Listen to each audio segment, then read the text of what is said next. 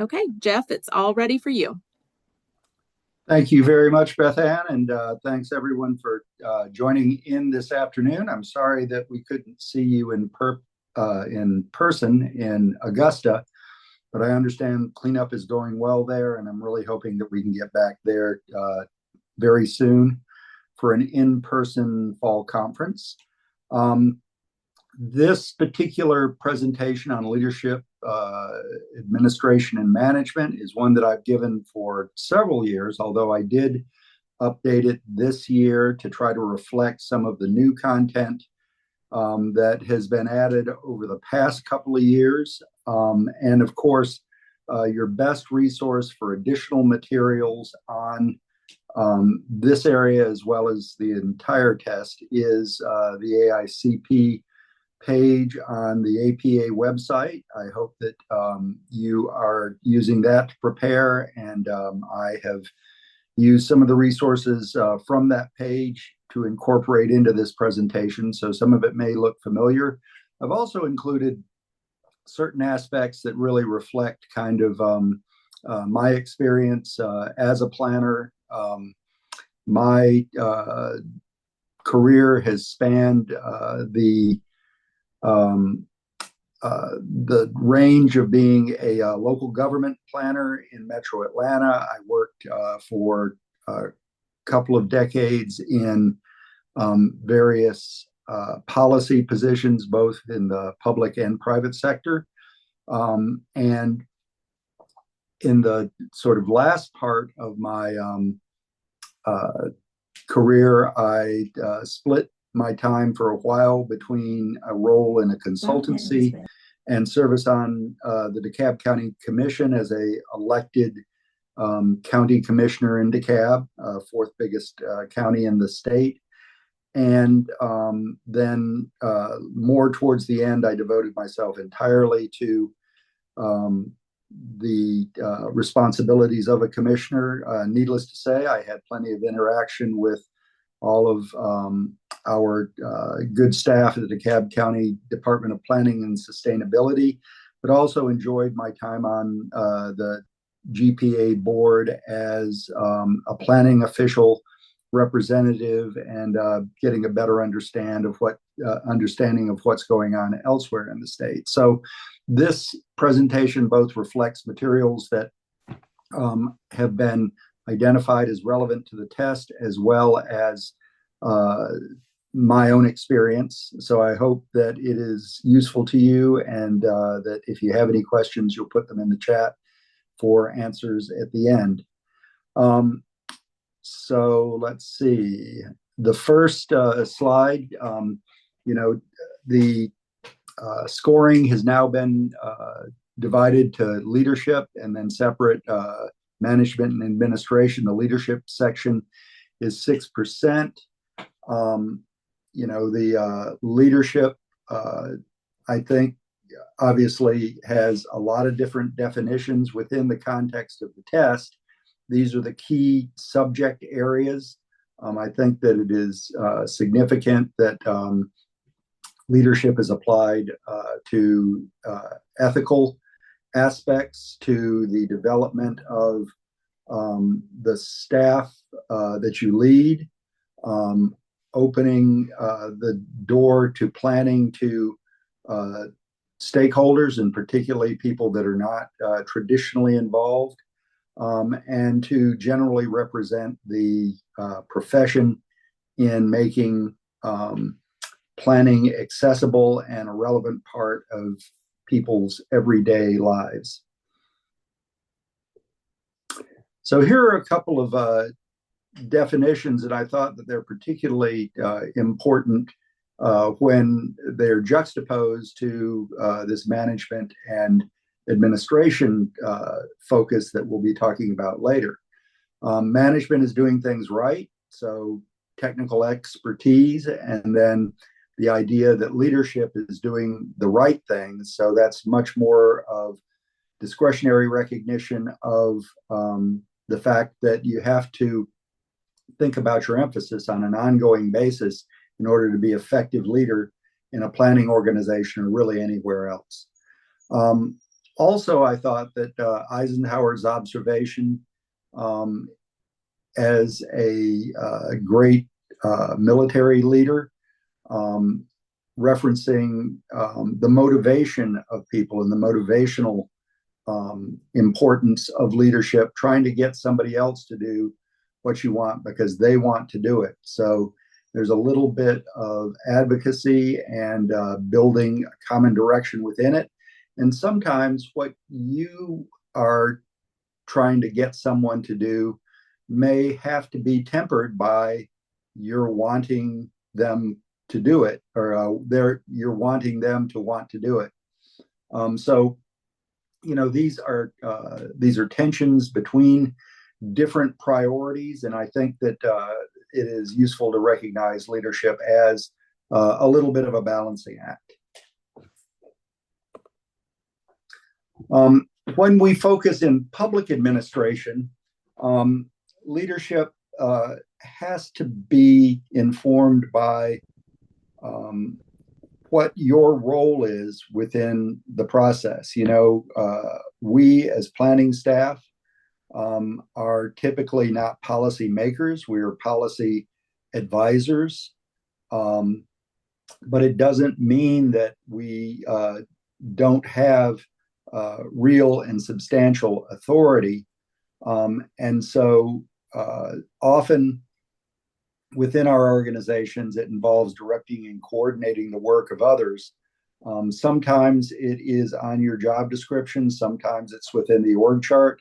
But in many cases, the most effective leadership role that a planner can take is one that is synthesizing the skills and expertise of others in order to identify the best course of action, intended and unintended consequences of the actions that we may take, and to help other more specialized professions ensure that what they are doing is well informed by the broader context. So that leadership skill is often not embedded in your job description, but it doesn't mean that it is any less important because it is an informal skill set and responsibility of the planner in the room.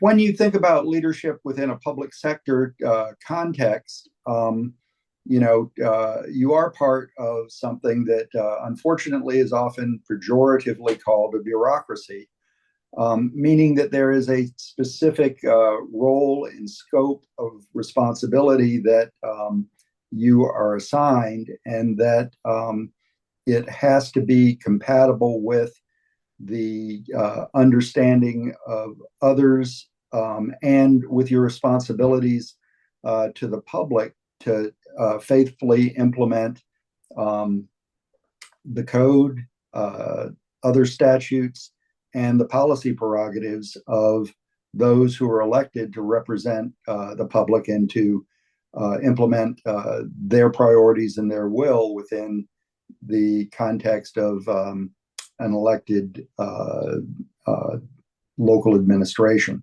So in exerting and in exercising your leadership, you want to make sure that things don't just go off on their own, and that there are guardrails to ensure that whether you or staff that you lead make decisions, that the risks that you take are appropriate and consistent with your empowerment within the organization. I think that a second point is this accountability to the public. Ultimately, in our system of government, authority flows from the consent of the governed, and therefore we are accountable to the public in the exercise of the authority that we are assigned ministerial or administratively. And I use that word of ministerial parameters because we, in most cases, don't get to necessarily do without any constraint what we think is the best thing to do. We have to do what is consistent with the policies that have been adopted through a valid policymaking process. And that in many cases, the measure of whether or not you're exceeding those parameters is whether or not you can clearly and objectively articulate why you made the decision that you made. It can't just be because I said so. It's got to be because these particular priorities have been adopted, these particular codes or ordinances have been approved, and that therefore you can draw a straight line between what you or your staff is doing and those directives that are being made, again, on behalf of the public. There also are significant checks and balances on your authority. Nobody wants to get a call from the city or county manager or from someone higher up in the organization that says you are over your skis and you're acting without proper authority to do so. And so it's important for you to understand what those checks and balances might be. They could be procedural checks and balances. They could be elements of the code or adopted policies that serve as the guardrails. But be aware of and be familiar and adept at working within those checks and balances that are imposed upon your authority. But if your organization is working well and if it is appropriately responding to all stakeholders, you will be able to translate back your decisions to some basic principles of fairness and representation. This idea of your ministerial powers being able to be clearly documented in your decision-making process documented is makes sure that it isn't arbitrary and that it's fair and transparent.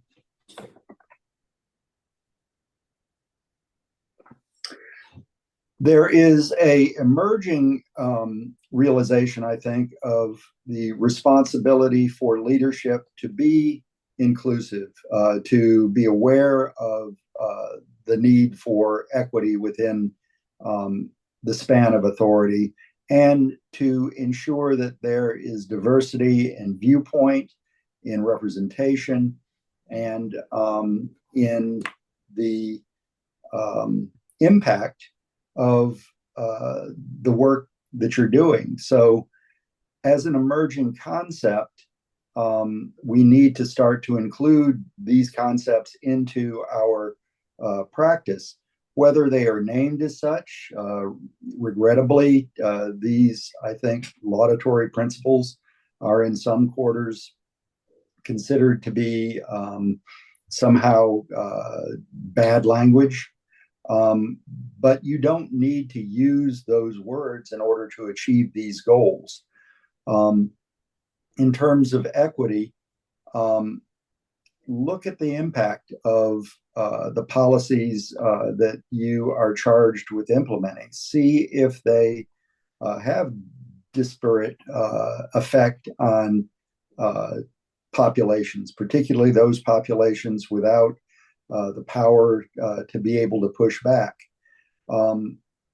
This is an observational sort of a screen that you need to use in order to check what you're doing. And if you find evidence of a lack of equity in the effects of what you're doing, that means that as you iteratively consider and perfect both the process as well as the policies that you are implementing, that you can start to bring those issues of equity to the foreground and to better empower those who might not have the voice to represent themselves.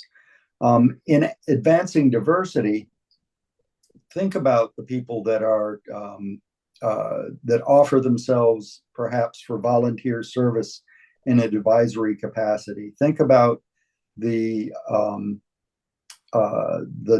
people that are around a table. Think about the times of day that you may be engaging stakeholders, and as to whether or not that something like that advances the access to diverse populations. And go to the places, go to the venues, go to the constituencies that help to diversify the voices that are heard and are recognized within your planning practice and the planning process. It often takes more effort, but the benefits are very real and tangible. And as you start to see the people that you interact with, engage, and serve to start looking more and more like the overall characteristics of your community, you gain a great deal of satisfaction and validation from being able to show that the diversity of your stakeholders is represented within your processes. And then the idea of inclusion. Often people are differently abled in being able to access the process. As I'd mentioned before, if your meetings or stakeholder engagements are during the workday, you may be cutting out major parts of the community in being able to participate. If your engagement processes focus are enabled only through advanced technological means, Zoom is really great, but you've got to have a screen to Zoom. And you also have to think in terms of how the actual words, the concepts, the jargon, and other things that you use are relevant and resonate with other voices within the community, so that they feel as though they're not being talked down to or talked over, or perhaps avoided altogether when decisions are made that are important to their interests, their quality of life, and to the larger inclusive goals of the community. So leadership is often encapsulated and can be articulated through a variety of formal processes that organizations undertake in order to be able to make more tangible and concrete their role within the community, or their role within the organizational galaxy that is a general purpose government. These are two versions of mission statements that I think that are relevant in terms of being able to position a planning department within that context. The first one says very specifically and highlights coordinating, facilitating, and then preserving aspects of the community as their mission. The second mission statement, I think, focuses more on the outcomes of their process and effort, perhaps, than the processes and effort themselves. So the second statement seeks to generalize their efforts, but to more strongly amplify what the goals of and the stakeholders within the process may be. So just going through the process of developing and adopting a mission statement is often a great means of clarifying what and where you're doing it, and represents a great means of being able to bring people onto the same page, to get people to be doing what you need them to do because it's what they want to be doing. And by contributing to the development of a mission statement, you buy people into what they're going to be doing in order to achieve it.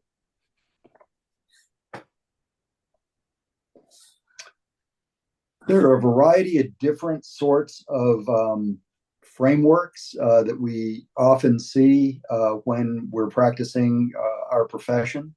Some organizations are very much hierarchical. If you look at the organizational chart for a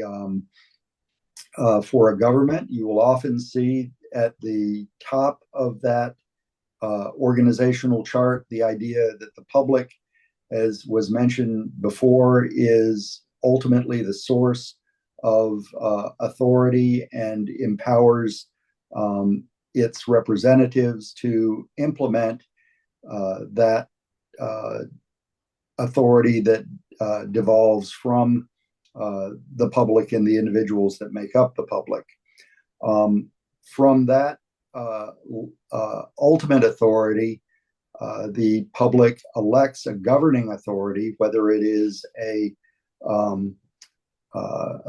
city government, a county government, a special purpose entity or agency, or others who are appointed or elected to be the final representatives of the public within that process. Often that governing authority is directly accountable to the public through election, but that governing authority may also be appointed or representative of a subset of the community when you start dealing with special purpose agencies, whether it's a water authority, a development authority, potentially a planning commission or other types of entities.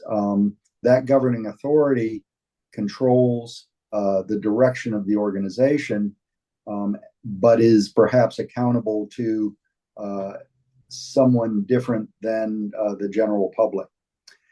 From that governing authority, there is often a general administration that is established that may be accountable for some direct service delivery, may be accountable for the allocation and the management of resources necessary to accomplish its responsibilities, and has a broader span of control and accountability than the specialized areas that it oversees. Among those areas often is a planning department that then has its own specific areas of control and responsibility. And in some cases, and I think I probably want to ultimately redo this, because as you'll see in the next sort of diagram, I think that it is also important to recognize that planning departments can and sometimes do have a unique position as a outward-facing organization that really tries to synthesize the interests of the other stakeholders within the planning process, rather than receiving a unilateral direction on a sort of hierarchical basis. And that's really what the second diagram seeks to try to convey, is that at any point in time, within the context of a planning department, if you are perhaps private sector professional staff tasked with working for a planning department, or if you are perhaps working on a particular contractor commission to accomplish a task for any one of these entities, you will find that it's your responsibility to really to invite and integrate the input of these different stakeholder and administrative organizations to put together a solution, an observation, a process that is accessible and attractive to each of them. So, you might not be at the bottom of the of this sort of linear type of a thing. You might be in the middle and taking some level of direction and input from all directions.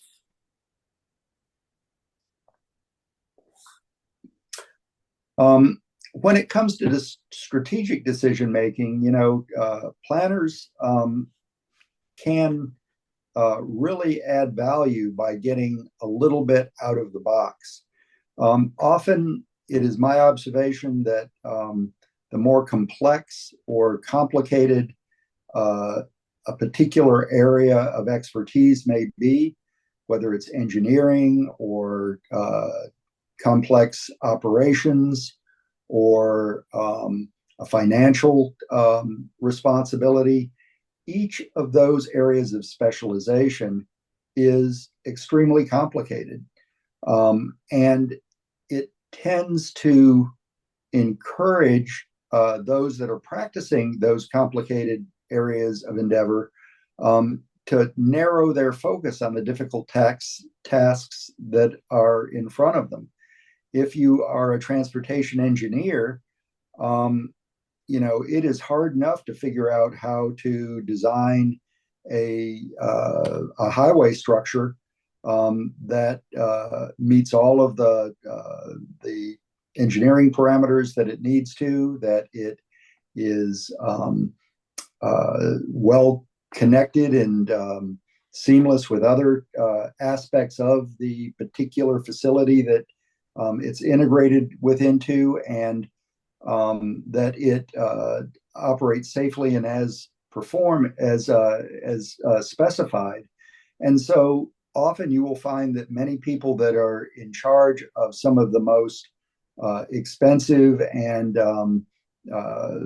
impactful parts of the process are really looking very narrowly at what is actually being accomplished. That's why it's important for planners whose primary skill set is one to synthesize a variety of different inputs into an optimal solution for the whole. It's important for them to step up and be able to construct a lens to define what success and what progress may well be, and to focus efforts on the areas and the emphasis where they will do the most good. It's very easy to, if your only tool is a hammer, every problem looks like a nail, right? So let's make sure that we have a wide variety of tools, and that if you don't need a hammer, you might need a file, or you might need a thread in order to better accomplish that goal, that you can bring that to the table and that you can point that out. Another way of being able to gain influence in the strategic decision-making process is to be able to show your work. A lot of people in a wide variety of areas come to conclusions in sometimes an informal way, and they just know that this is the way to do things. This is, the way we've always done them, or this is the way that I think that they ought to be done, or I've been elected to make these decisions, and so I'm going to make those decisions. But being able to show your work helps to validate the conclusions that you reach. And one of the things that I have observed over time is that often people want to make decisions based upon their discretionary judgment. And the easiest way to, if you're in a decision making capacity, to increase your discretionary authority is to have very poor information in order to make a decision.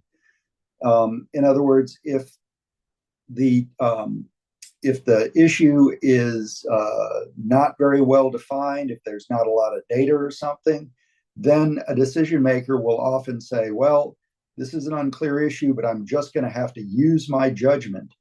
When you've shown your work, when you have strong analysis, and when you have a valid decision-making process, often decisions kind of make themselves. It is clear from a strong process what an optimal decision may be. And if that decision is not well informed, you're going to have that decision informed more by a decision maker's personal preferences or other factors that perhaps they're not actually articulating.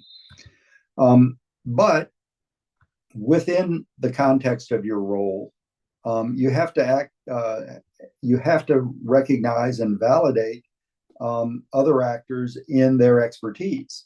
If an engineer is going to tell you that the thread will break if you use the thread rather than the nail, it's important to understand why they're saying that, because it may well be a factor that, again, might look good with your level of expertise, but they know the relative merits of one technical process over another. So making sure that people have an appropriate role within their span of expertise, and that they are able to project that expertise is an important role as a planner serves as a leader in strategy development.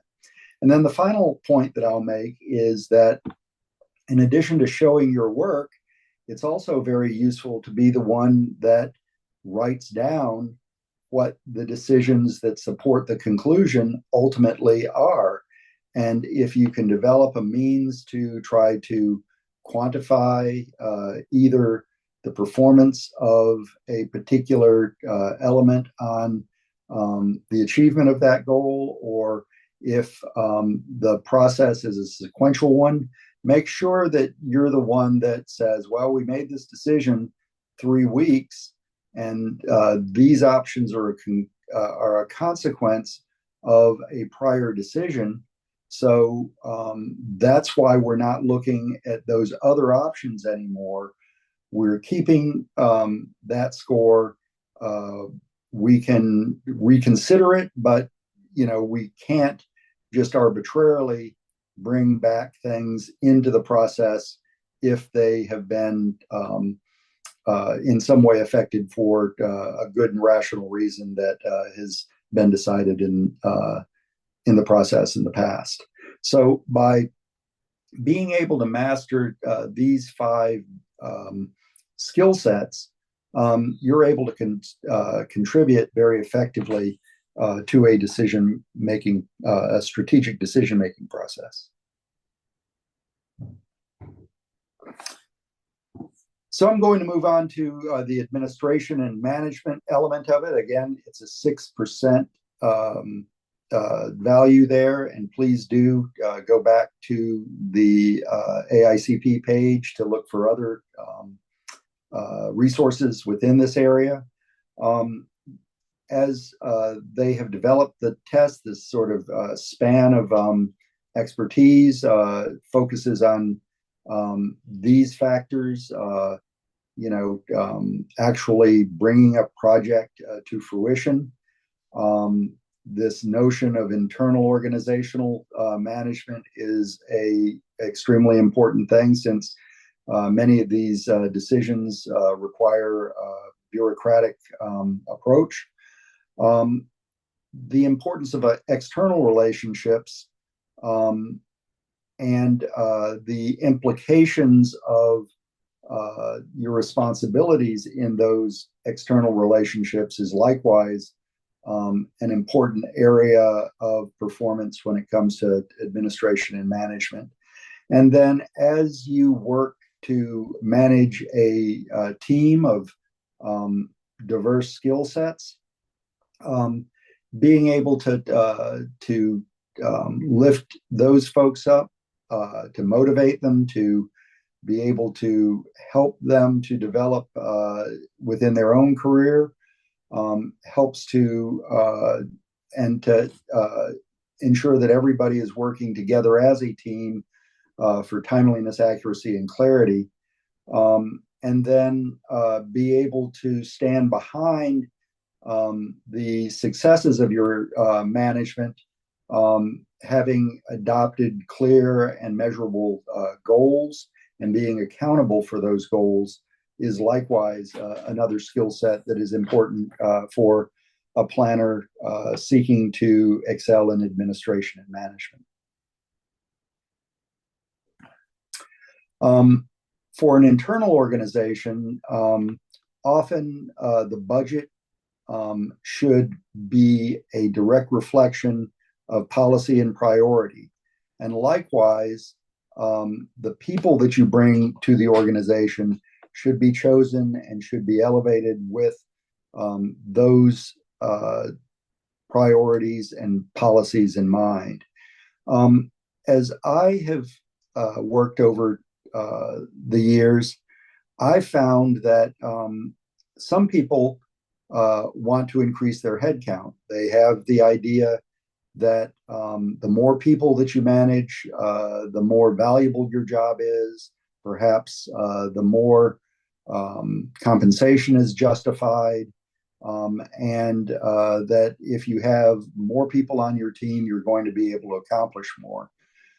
In many cases, that is not necessarily the case. If you have a large headcount of people that perhaps are minimally experienced, are perhaps not as skilled as other candidates, and because there are more of them, they end up being able to earn less, often is at odds with your goals of effectiveness. And so it's my observation that what you really want to do is look beyond headcount and look at capacity as a measure of the resources that you bring to bear on a task and on a responsibility. That capacity can be internal capacity, it can be external capacity, and the mix of those is a very important aspect of your skills for success. Generally, I find that when you're working with an internal staff, you want to be the master and the best practitioner and have the best practitioners on things that you and your organization are responsible for accomplishing on an everyday basis. That's because its iterative nature and the constant feedback that you get from the public or other stakeholders that you serve will help you to perfect the work that you're doing for them. And the only way to really maintain and advance that capability is through bringing the same people into the office every day and working with them to perfect their policies, their practices, and their output, so that your line staff should be very much focused on accomplishing the things that are of regular and constant practice within the organization. But there are other capabilities that are perhaps episodic and can only be really optimized by practicing those activities on an ongoing basis, perhaps for a broader range of clients. And that's where really the consulting business can often offer capabilities that simply cannot be developed in-house. If a task involves some sort of specialized analysis that is the focus of a rapidly evolving sort of best practice, it might take a team that works in 5 or 6 places over a year and that is learning things from different places and bringing them to bear into your community in order to optimize that activity. So if you do it over and over again, try to develop those skills in-house. If you do it only occasionally, consider bringing in capacity from the outside that may be able to give you insights to what is at the cutting edge within that particular issue area. I also think that it's really important to systematically build human capital in your organizations.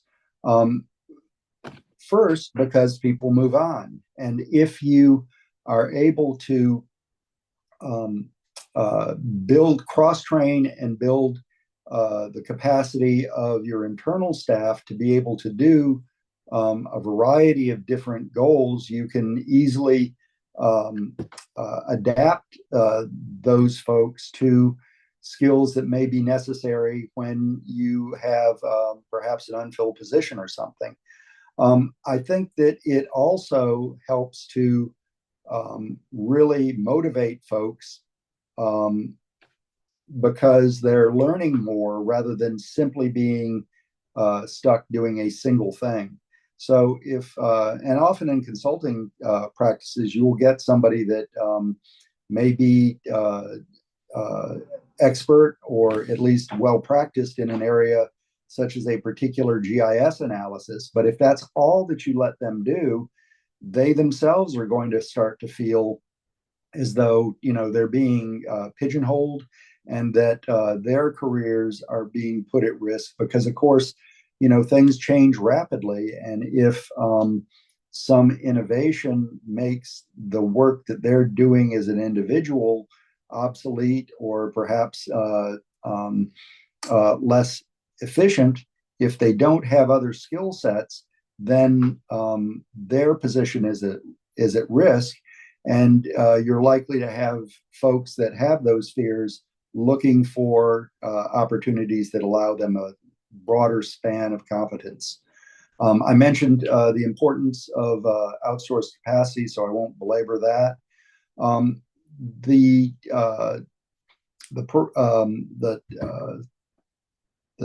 skills that were suggested in the study guides wanted to ensure that test takers understood the difference between RFPs and RFQs in terms of being able to bring professional expertise to bear. There's actually a continuum that does not include one element that I think is really important, which is another RF, which is the RFI, the request for information. That is an initial solicitation when you're asking the experts in the market out there what they know about a particular problem or a particular process or some other issue that you're seeking to resolve. By allowing input at that broad level, it starts to help a manager to start to narrow their focus and their strategy to achieve success in resolving that particular issue. It would then inform at a secondary level on requests for qualifications. As you start to understand what the elements of the problem are, you start to understand what the qualifications of the folks are that would be best positioned to be able to expertly resolve those issues. And then at the after you've learned a lot about the generalized issue, about the qualifications necessary for addressing that issue, then and only then is it appropriate to start asking for proposals from the market or from folks with expertise as to how the problem that you now better understand and that requires certain skills in order to address might be solved. And an RFP typically will include an enumeration of the team that would be working on an issue, their skill sets, their experience, and other relevant parameters. It would also importantly include an approach to solving that problem or to rendering the work product that you're looking for, and that approach will then define how those skills are applied in order to achieve the end goal. And then, of course, the third element, whether it is within the proposal itself or subsequent to the selection of a preferred proponent, is the fee structure and how much it is estimated both in time as well as rate in order to cost to accomplish the tasks set out in the RFP.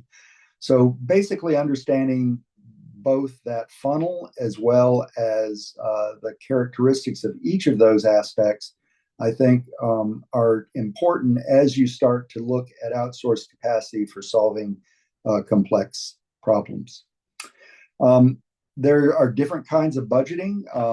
Continuation budgets basically build upon the last year's budget, recognizing perhaps surpluses or deficiencies that have been noted within the previous budgetary period, and perhaps saying, well, it looks like we did not need capacity to do this particular thing, so we can propose perhaps a reduction in that line item of the budget, or to move those resources into an area where we noted that we didn't have capacity. But each of those budgets are built over a basis or a foundation of the status quo and represents a marginal adjustment of a prior approach. The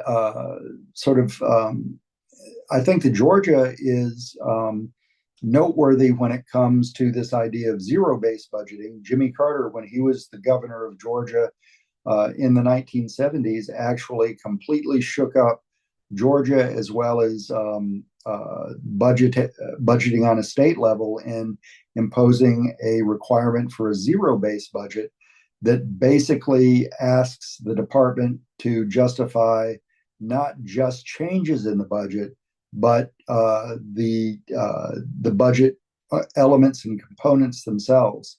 Sometimes that devolves into a little bit of a boilerplate type of a process, but by using a zero-based budgeting approach, you can start to be able to really maintain your focus on what is important within the organization, to challenge assumptions, and to really put your resources where they will best be used rather than where you've always used them.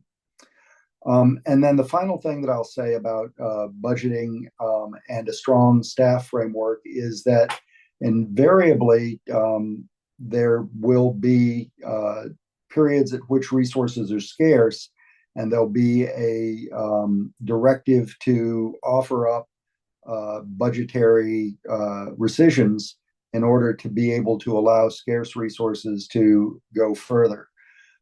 If you have a strong architecture, if you've done a good job of um, budgeting and staff development and cross training and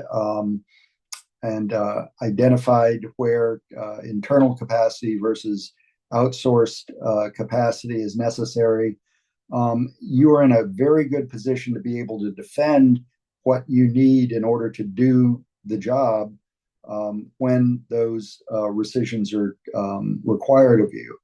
And it may, in some ways, protect what you're doing, or it may offer a very straightforward way of being able to say, well, we this year will not do these things rather than those things, because we recognize that resources aren't available to do them, and allow you to adapt the organization without undermining its capabilities in areas where you need to maintain those capabilities.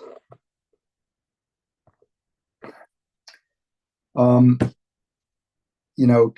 budgeting process, this is one approach to it. There are others, and often the budgeting process is dictated by the budgeting entity within your organization. But, these represent, I think, some very important skills that you should look for within the budget protocols that you're asked to work within. Typically, you're not going to be making all of this up yourself. But if you think of the budgeting process as a stepwise sort of a process that has a beginning, has an end, and has implications from one step to the other, you'll be in a good position to generate a budget that is effective and efficient and meets the expectations of your organization. I mentioned before that there are different types of internal organizational management. Some, again, are hierarchical, where the directorate is supervising the functional areas on a ongoing accountability type of a basis. The decisions are pushed up and validated by a directorate, and then the decision then sinks back down into the organization to be implemented. In other organizations, the directorate may have less direct impact and supervision over each area, and the different areas of practice may operate more independently of each other, given both a scope of discretion and clear expectations for achievement, without the necessity to get approval of every decision that is made within that area of internal expertise. And the reason that the second framework often emerges is because a director recognizes that their expertise may well be in administration and tracking and that sort of a thing, and not in these specific areas of service delivery. And so they are then looking for outputs rather than approving individual decisions that are contributory to those outputs. I want to talk a little bit about technology, since it's such an important and growing necessity within the planning field and almost anywhere else. And I guess I need to add artificial intelligence to this one also.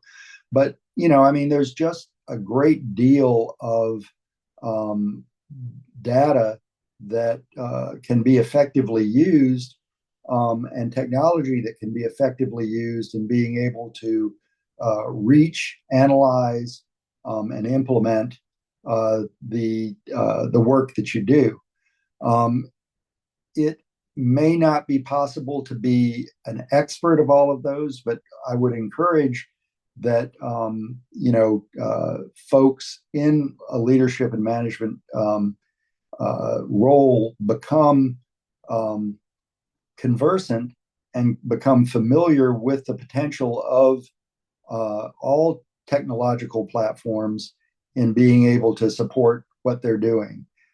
Learn about it. You may not have to learn how to do it, but if you know how to use it, then you can find find the expertise in these areas and be able to apply it to the advantage of your process.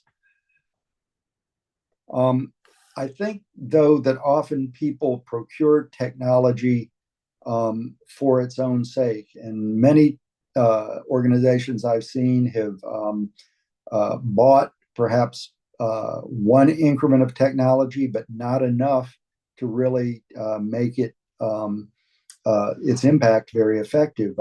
In my own experience, I've seen a couple of organizations buy an Oracle background for decision and operational support, but they didn't buy the modules that were supposed to connect that backbone to the actual operational departments. And so without the full suite of technology, it makes the backbone much less effective in terms of being able to actually deliver on the promise that it may legitimately carry. And technology is expensive, and technology changes rapidly. So don't just buy it and think that you're going to, figure out how to use it later, because by the time you get there, what you've bought may no longer be up to date. It is difficult for a decision maker, particularly those that are allocating resources between different activities, to be convinced that they should invest in technology unless you can directly show them what its value will be in terms of efficiency, in terms of quality of outcomes, in terms of accessibility or other parameters that you are advancing as the focus of the technology you may propose to acquire. It is really important that once you do acquire technology, you put the effort into fully mastering it and integrate it into your operation. If you acquire technology and it doesn't change the way that you do your work, it is likely that that technology is going to be unsuccessful in measurably improving the outcomes that you had sought to improve. By adopting technology, you're actually making a commitment to changing the way that you do your work in order to take full advantage of that technology. And then finally, as you master it and as things are, you're starting to see the fruits of your efforts, make sure that you demonstrate and highlight the power and the efficiency of the tool and show your stakeholders why that tool is making it easier for them, is it making it easier for you, and is delivering the outcomes that have been promised in that process. External relationships. Often, particularly if we're working the permit desk, we start to think that the customer is just the person that's pulling that permit. But in truth, you are working for a much broader set of customers that include the public as a whole, the people that are dependent upon you for administering that permit, and then those who you're accountable within your organization, whether it's the policymakers or other management. All of these end up being the customer, and your customer in any particular facet of your work may be different from the customer in other areas, but don't lose sight of the broader responsibilities that you have to stakeholders that maybe aren't immediately in front of you. Customer service is an obligation. Anytime that I see an organization that requires expediters that are paid by an applicant in order to be able to get what they would otherwise be due as a matter of policy, that tells you that they believe that that the organization is not delivering upon that expectation, and that they think that if they hire somebody else that maybe has a better relationship with you than they do, that maybe they can get what they want or need out of the process. So, in terms of an indicator, customer service really can be measured against the degree to which people feel like they have to pay somebody else to ensure that they're getting the service that they would otherwise deserve.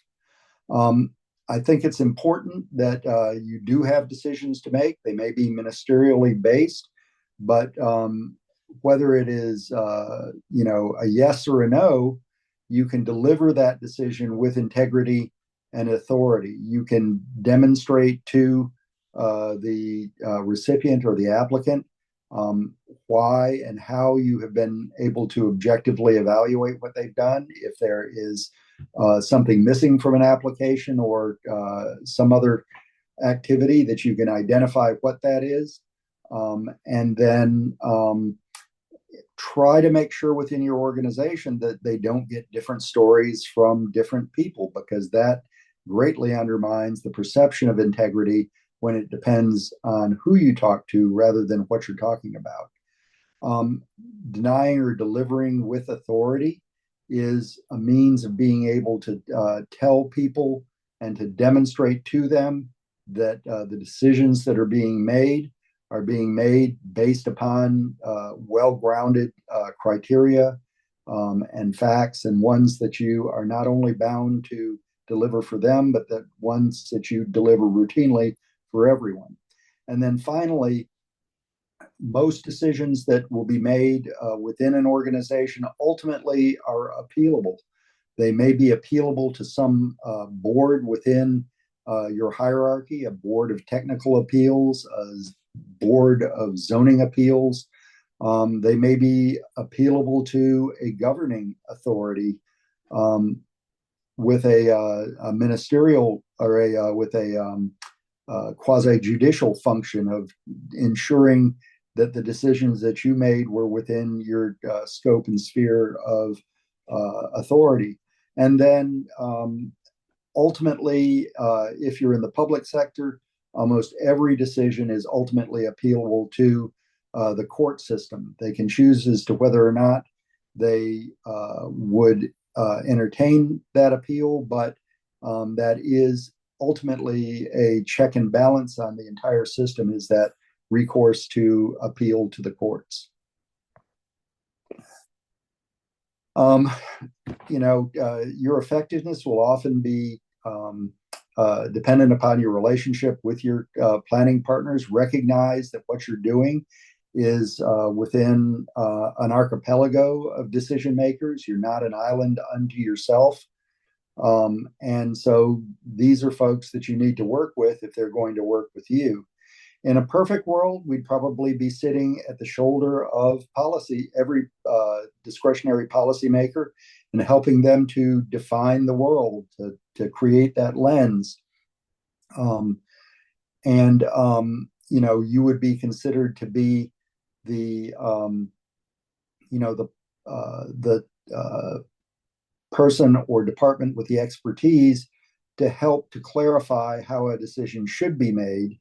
And if you're working successfully with others, those other collaborators and planning partners are going to welcome the contribution that you make. They will be trying to contribute to that and trying to play off of your observations and act in a collaborative way rather than simply trying to get their way.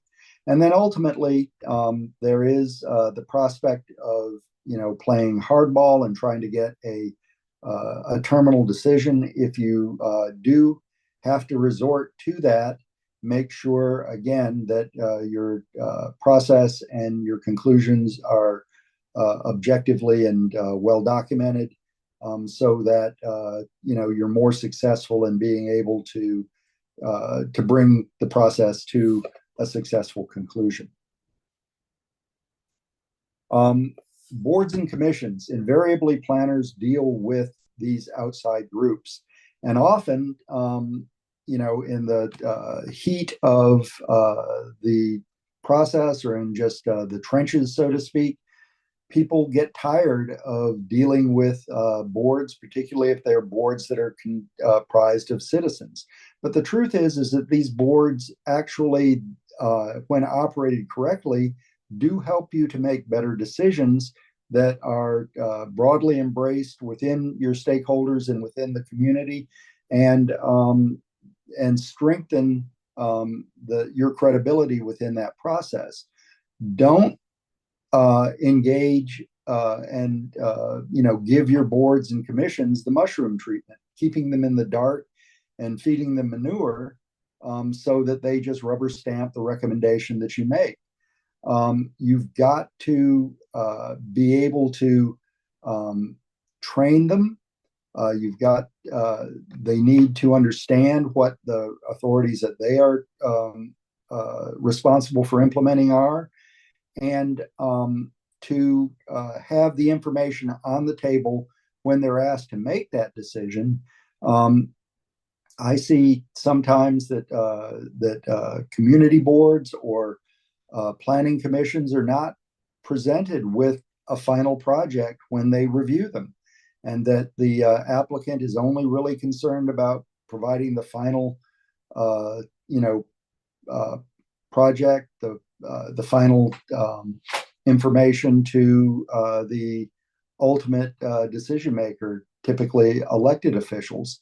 Don't get caught in that trap, because what that ends up generating is a very defensive and suspicious set of stakeholders that have offered their time and expertise to the process, but feel as though that time and expertise is being wasted, and they can often start to push back against any decision, whether it's justified or not.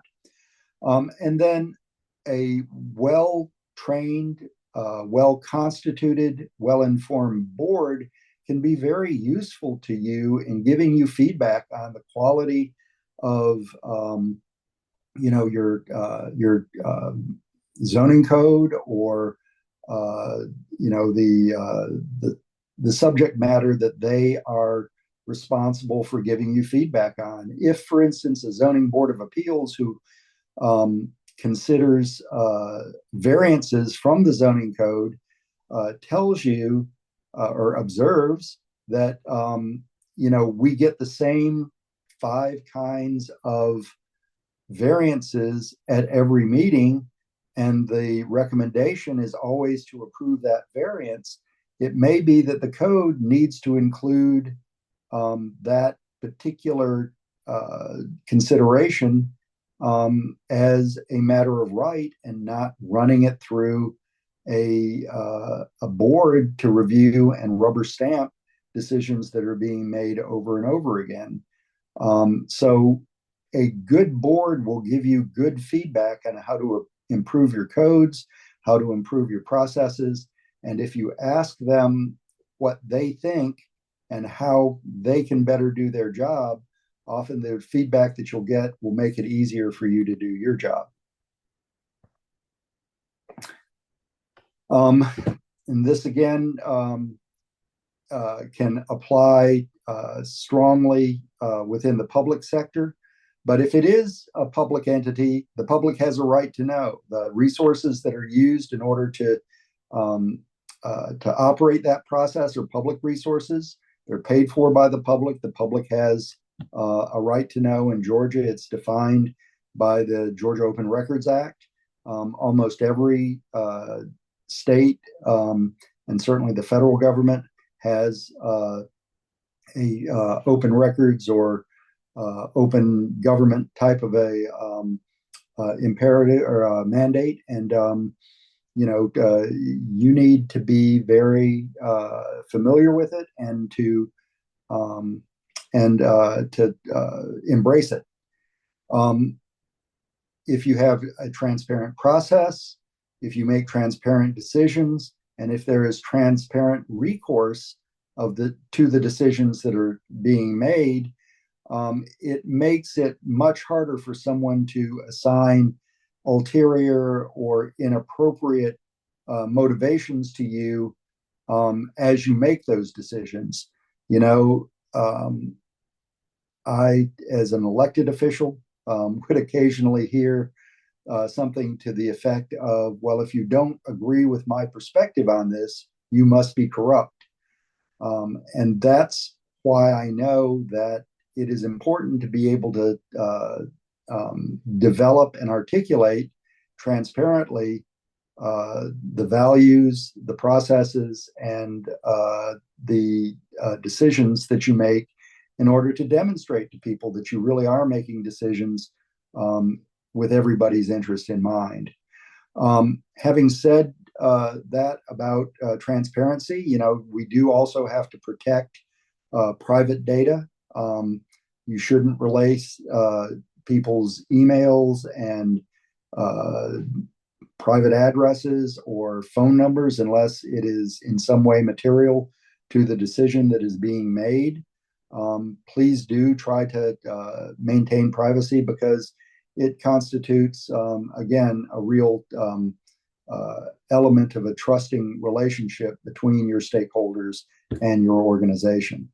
And then finally, strong ethics, adherence to the AICP Code of Ethics makes it a lot easier to make a decision. If you go back to those ethical canons, you know, and you test your decisions against them, if the decision stands, you can rest easily at night. If, on the other hand, you identify weaknesses, well, then maybe that's a great indicator that you ought to rethink that decision. But by always using the AICP Code of Ethics and other relevant frameworks, you can your decisions will make the decisions you make will make you a lot less anxious. So this is a list of some of the things that are emerging areas of expertise within the testing framework. This is actually, I think, from a 2023 presentation. I won't belabor it right now because I think I've spoken to all of those, but as you review the presentation, you know, you might want to, as you prepare for the tests, to make sure that you believe that you mastered the information necessary within each of these domains. And now we're at the point at which we can take questions. I hope I've left enough time. And Beth Ann, do you have any questions for for me to reflect upon? Thank you so much, Jeff. I don't see any questions in the chat right now, but if anybody does have any questions, please go ahead and you can either unmute yourself and ask the question, or you can pop it in the chat. I think that was a great presentation. And even though I'm technically not in the planning world like you guys are, I thought it was very helpful from a leadership perspective. So I'm sure there are lots of takeaways that everybody is going to be able to use in their day-to-day jobs, plus also helping them with the tests. So thank you very much for that. Does anybody have any questions for Jeff?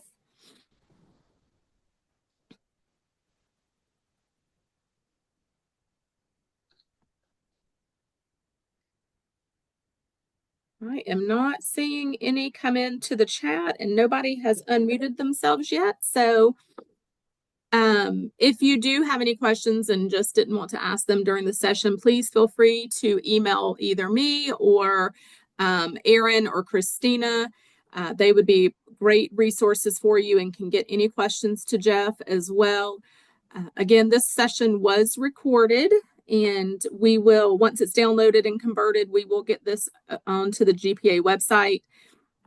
Jeff, I'm seeing lots of comments come in now that just say thank you and a great presentation, a lot of good gems. So again, we do really appreciate your willingness to do this for us every year, and hopefully next year it will be back in person, or that is certainly the plan for us to do that again in the future.